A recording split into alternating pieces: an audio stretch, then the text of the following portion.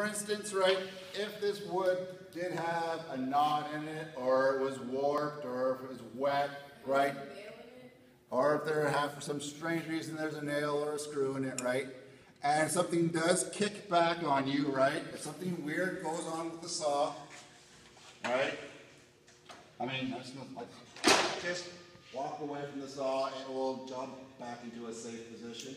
Just step away from it if something weird freaks you out or anything like that.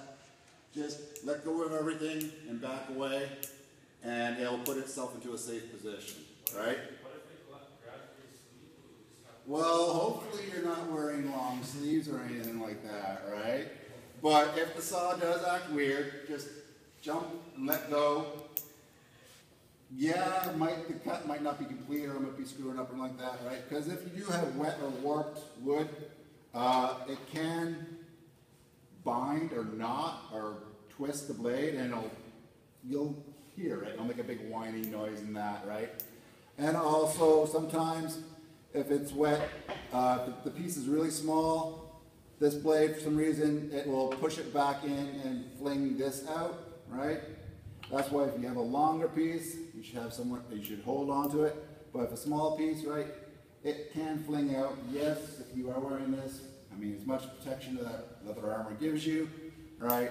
But if anything does happen, just back up and let go, and things should be relatively safe. Maintenance-wise for this thing, it's one of our dirtier tools, right? So when you're done cleaning, I don't know if we'll get the air compressor operational, but it's a good thing to blow this off, right? And another one, you should probably empty this out every so often. Basically just pull it off the back, and there's a little thing, pull off that, and shake it all out. And also a good thing when you're starting up your machinery, make sure that that's there, right? Slide it back on, put it back on, and that. Now,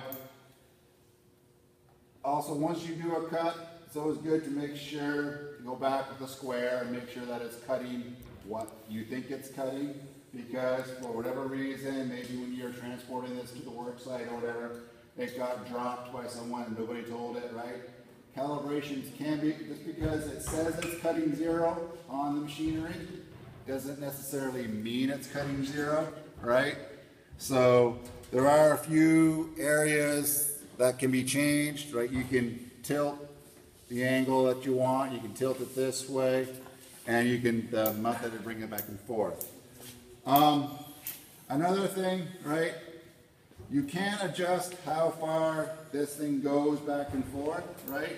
It's also always good to check how wide of the wood that you're cutting, because if you can't get to the very end of your wood or whatever, obviously you won't be able to cut it. So make sure before you cut anything, doing the dry run of just saying, okay, yeah, this does fit this way, right? Oh, I need to go more out this way. There's things that you can't adjust, but yeah.